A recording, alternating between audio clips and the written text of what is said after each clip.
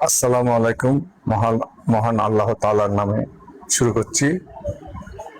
বাংলাদেশের সাবেক রাষ্ট্রপতি,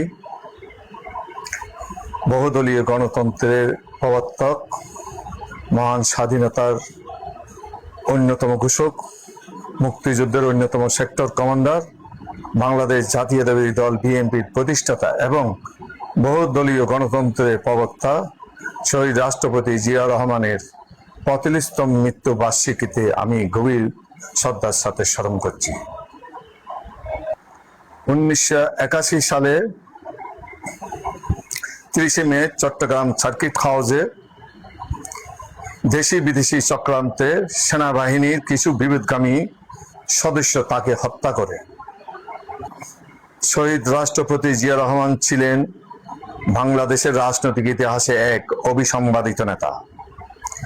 মহান স্বাধীনতা যুদ্ধে তার বীরত্বপূর্ণ ভূমিকা এবং পরবর্তীতে বহুদলীয় গণতন্ত্রের প্রবক্তা, মহান স্বাধীনতার ঘোষক শহীদ রাষ্ট্রপতি জিয়া রহমান আমি গভীর শ্রদ্ধার সাথে আবারও স্মরণ করছি। বনৈত্য জীবন ও কর্মর প্রতি বিনম্র শ্রদ্ধা জানাই। ১৯৭১ সালের সংকটময় মুহূর্তে শহীদ রাষ্ট্রপতি জিয়া রহমানের সাহসী কণ্ঠে উচ্চারিত উই রিভল্ট ছিল একটি জাতির জেগে ওঠার আহ্বান। এই ঘোষণা শুধু একটি বাক্য ছিল না, বরং তা বাংলার মানুষের মনে স্বাধীনতার আকাঙ্ক্ষা জাগিয়ে তোলে এবং মুক্তির পথে এগিয়ে যাওয়ার প্রেরণা যোগায়। শহীদের আত্মত্যাগ ও অসীম সাহসের বিনিময়ে অর্জিত এই স্বাধীনতা আজ আমাদের সবচেয়ে বড় গর্ব। মুক্তিযুদ্ধের চেতনায় উদ্বুদ্ধ হয়ে আমাদের সকলের দায়িত্ব এই স্বাধীনতাকে রক্ষা করা, দেশকে আরো সমৃদ্ধির পথে এগিয়ে নিয়ে যাওয়া। ১৯৭১ সালের ২৬শে মার্চ বাংলাদেশের স্বাধীনতা ঘোষণার পর জাতির চরম ক্রান্তিলগ্নে তৎকালীন মেজর জিয়া রহমান ২৭শে মার্চ চট্টগ্রাম কালুরঘাট বেতার কেন্দ্র থেকে স্বাধীনতার ঘোষণা দেন এবং পরবর্তীতে দেশের ৭ নম্বর সেক্টরে কমান্ডার ও জেড ফোর্সের অধিনায়ক হিসেবে সশস্ত্র মুক্তিযুদ্ধের অনন্য নেতৃত্ব প্রদান করেন। ২৫শে মার্চ কাল রাতে পাকিস্তানি বাহিনীর ভয়াবহ গণহত্যার পর ২৬শে মার্চ জাতির অস্তিত্ব যখন চরম সংকট, তখন জিয়া রহমান চট্টগ্রাম প্রতিরোধ গড়ে তোলেন এবং কালুরঘাট থেকে স্বাধীনতার ঘোষণা প্রচার করে মুক্তিকামী মানুষকে যুদ্ধে ঝাঁপিয়ে পড়তে উজ্জীবিত করেন। ১৯৭৫ সালে রাজনৈতিক পরিবর্তনের পর ও দেশে চরম বিশৃঙ্খলার মুহূর্তে তিনি দায়িত্ব গ্রহণ করেন।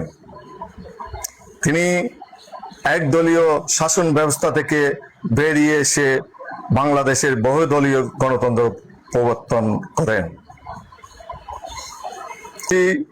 জাতীয়তাবাদের প্রবক্তা জিয়া রহমান দেশে উৎপাদন বৃদ্ধি, স্বনির্ভর অর্থনীতি ও খাল খনন কর্মসূচি সহ নানান উন্নয়নমূলক পদক্ষেপের মাধ্যমে আধুনিক বাংলাদেশের ভিত্তি স্থাপন করেছিলেন। তার এই সুযোগ্য সন্তান মাননীয় প্রধানমন্ত্রী জনাব তারেক রহমানের নেতৃত্বে বাংলাদেশের উন্নয়ন অগ্রগতি এক নতুন মাত্রায় পৌঁছেছে এবং ২০ কোটি মানুষের এই দেশ একটি মর্যাদাশীল ও স্বনির্ভর রাষ্ট্র পরিণত হওয়ার পথে এগিয়ে যাচ্ছে। তার বহুমুখী ও সমযোগী পদক্ষেপের ফলে দেশের প্রতিটি প্রান্তে ইতিবাচক পরিবর্তন আসছে। তার নেতৃত্বে অর্থনৈতিক অগ্রযাত্রায় বিশ্ব সংস্থাগুলোর আস্থা বৃদ্ধি পেয়েছে। তার প্রমাণ হিসেবে এশীয় উন্নয়ন ব্যাংক, এডিবি, সরকারের উন্নয়ন পরিকল্পনা নিবিড়ভাবে কাজ করার আগ্রহ প্রকাশ করেছে। 100 দিনের পথ চলায় দেশের নানা ক্ষেত্রে দৃশ্যমান উন্নয়ন ও সংস্কার সাধিত হয়েছে। দুর্নীতি নির্মূল, জনজীবন শৃঙ্খলা ও স্থিতি ফিরিয়ে আনা এবং বিচারহীনতা সংস্কৃতি দূর করার মতো বিষয়গুলোকে সর্বোচ্চ অগ্রাধিকার দেওয়া হয়েছে। যুব সমাজ, নারীদের ক্ষমতায়ন মাধ্যমে রাষ্ট্রকে স্বনির্ভর করার একটি টেকসই ভিত্তি তৈরি করা হচ্ছে। অঞ্চল সহ সারা দেশে স্বাস্থ্যসেবা আধুনিকায়ন, উন্নয়ন, বর্জ্য ব্যবস্থা এবং দুর্যোগ মোকাবেলায় ফায়ার সার্ভিস ও উদ্ধারকারী দলের সক্ষমতা বৃদ্ধি করা হচ্ছে। সার্বিক উন্নয়ন অগ্রগতি ও সার্বিক পরিস্থিতি গভীরভাবে আবারও শ্রদ্ধা জানাচ্ছি শহীদ রাষ্ট্রপতি জিয়া রহমানকে এবং বেগম খালেদা জিয়াকে। আরো শ্রদ্ধা জানাচ্ছি যারা দেশের জন্য জীবন দিয়েছে সেই সকল শহীদদের প্রতি, এবং সকলের প্রতি রইল আন্তরিক ধন্যবাদ ও কৃতজ্ঞতা জানিয়ে আমার সাক্ষাৎকার এখানে শেষ করছি। ধন্যবাদ সবাই।